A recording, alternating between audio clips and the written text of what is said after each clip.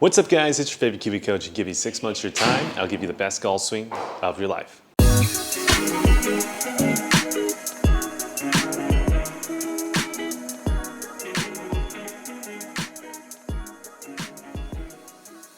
So welcome back to the channel. If you guys are new to Kiwi Golf Japan, we do a bunch of videos where we analyze PGA Tour players, or we analyze our client before and after videos, or we do videos like this where we're talking about random concepts like the depth moves in the backswing. So if you're interested in learning about golf and golf instruction and the golf swing, this is the perfect channel for you, and let's go ahead and jump in. So this particular video, we're gonna be talking about the 3 backswing depth moves, which just means the 3 moves that if you do, you will not be a good golfer. So if you're tired of getting laughed at, if you wanna be a better golfer, if you wanna be the best player at your club, this is the perfect video for you. Let's not do these 3 depth backswing moves, and let's go be a good golfer. But before we get into the video, I want to give a quick shout out to our sponsor, and that is Kiwi Golf Japan. If you guys didn't know, YouTube does not pay the bills, and the Kiwi Coach is broke right now. So if you don't want the Kiwi Coach to be broke, you want us to continue to make videos for you guys, well, go ahead and sign up for the Kiwi Platinum membership because it really helps support us. So check out the link down below after the video is done. And now let's get into those 3 depth moves. So to start the video off, let's explain exactly what a depth move is. I know we did a little bit in the intro, but for some of you guys out there, that might not have been enough explanation.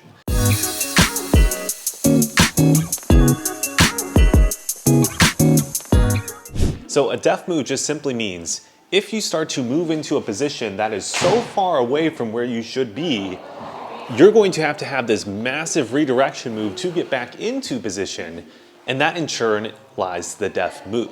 So if you start to get really anything, your body, the club head, really anything in the swing, way out of position, and you have to redirect to get back into position, that is essentially a depth move. Now, if you're still a little bit confused, don't worry. Once we bring up the depth moves a little bit later in this video, it should make complete sense. But for now, just take that as the definition and let's move forward. So let's start to get into the first backswing depth move of this video. And this is a little bit of a cheat because it's kind of a lot of motions in one, but just get the general concept here and you'll understand why it's a depth move.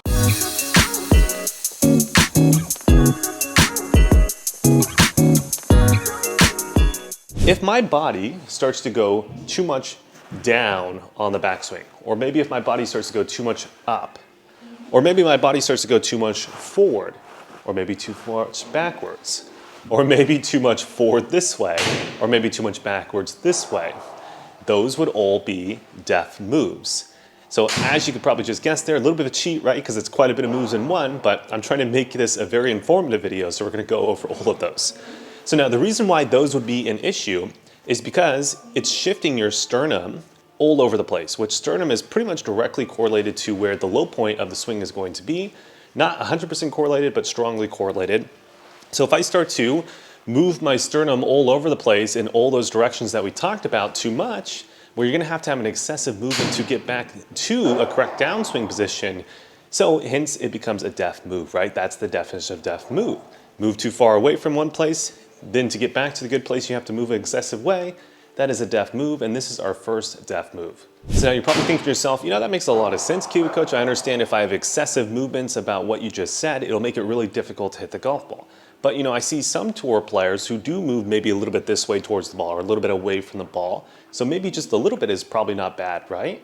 So you know, what are the checkpoint parameters? If you're asking yourself that question, this is the perfect point of the video to get into the checkpoints. So the first one I want to talk about is going to be from this view, you know, moving towards the golf ball or away from the golf ball. When we're checking for this motion, at address, we like to draw a line from the head straight down, and then whatever the head is doing relative to that line on the backswing will tell us if we're in the correct checkpoint parameters or not. So if I had that line here and I swing up to the top and I move in towards that line, right around maybe 2 inches, that's really not that big of a deal. But if I start to swing up towards the top and I move almost my whole head forward, right, maybe 5 inches, 7 inches forward, that would be a massive amount that we would want to avoid. Same thing goes for the opposite direction as well. If I sit up and I have that line there and I move off the golf ball maybe 1 to 2 inches, not so big of a deal. Versus if I move off the golf ball 5, 7 inches, right, that would be a massive depth move and we would want to avoid that. So for that first part, moving towards the golf ball or away from the golf ball, stay within that 2-inch parameter, you guys are gonna be just fine to go. So now from this view, we can quite clearly see the up and down motion. So same idea, we draw that line on the top of our head this time, not on this side, but more so towards the top of the head. And then if we can go, 1 to 2 inches maybe above that, that would be okay. Or maybe 1 to 2 inches below that, that would also be okay. But if you start to get more than that, that 5-7 inch range, you're going to be massively either going too low or massively going way too high.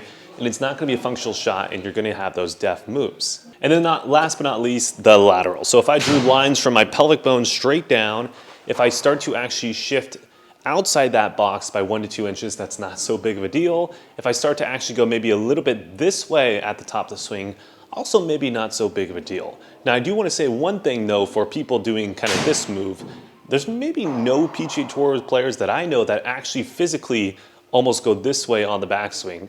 So maybe something you might want to avoid. But in my opinion, 1 to 2 inches on either side is not that big of a deal.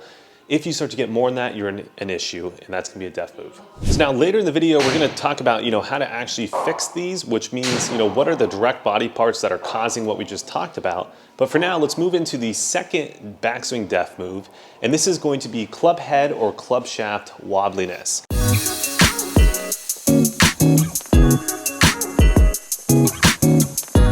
Which just simply means, wobbliness to me is, if the club head is like here on the takeaway, but then here at the top of the swing, that to me would be wobbliness, right?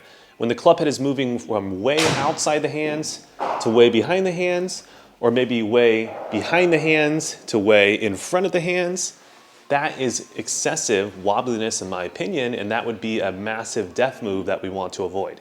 So now the downsides of a massive wobbliness move is just going to be around club path, low point, and swing direction. So the more I get the club head, let's say this way, and then the more I get it this way.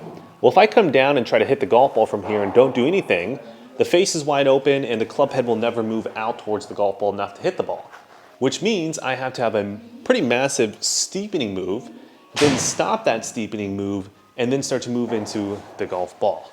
So this is the big downside, right? That massive redirection move makes it very difficult to control the club path, the low point, and the swing direction.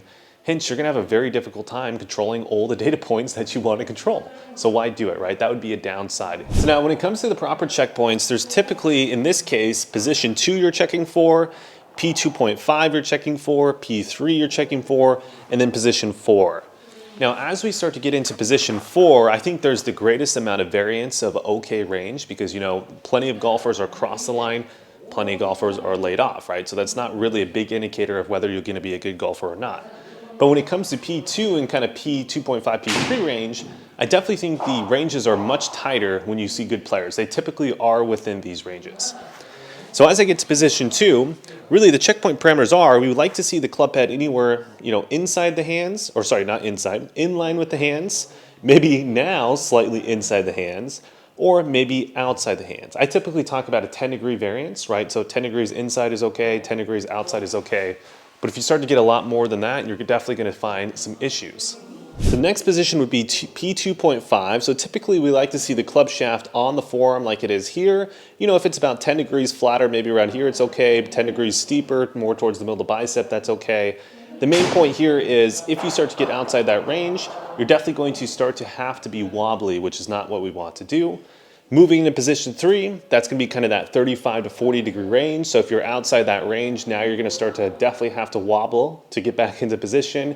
And then from here, actually, as we start to get into the top of the swing, this is where I'm going to talk about my personal preference, and I would like to see the club shaft on the forearm or within a 10-degree variance. Other instructors who teach slightly different than me might have different checkpoints than that for the top of the swing. Like I said earlier, you can kind of be pretty far outside the range and still be okay there.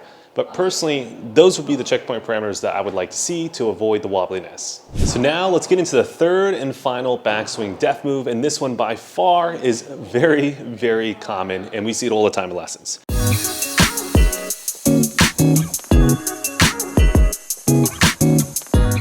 All right, that's it for you guys on YouTube, but before you guys click off, let me give you some quick wrap-up points. So the main points I wanted you guys to get across are there are deft moves when it comes to the backswing, which just means if you start to get way out of position with the arms, with the body, with really any part that you are holding the golf club with, you can start to have massive redirection moves, and you're going to get into that deft move territory.